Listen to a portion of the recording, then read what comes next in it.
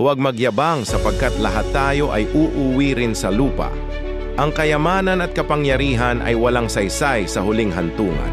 Ang tao ay parang alikabok, mawawala at lilipas.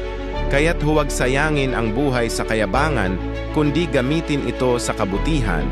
Walang mataas at walang mababa sa huli, dahil lahat ay babalik sa parehong lupa na pinagmulan. Ang buhay ay maiksi, huwag itong ubusin sa galit at inggit.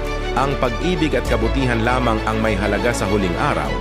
Kapag tayo ay inilapag sa hukay, hindi dala ang pera, titulo o kapangyarihan. Ang dala mo lang ay ang iyong mga gawa. Matuto tayong yumuko at maging mapagpakumbaba sapagkat ang dulo ng lahat ay kapareho para sa lahat. Habang may oras pa, piliin mong mamuhay ng may pananampalataya sa kataas-taasan na tagapaglikha at kabutihan dahil darating ang araw na wala nang balikan. Kanor Stories.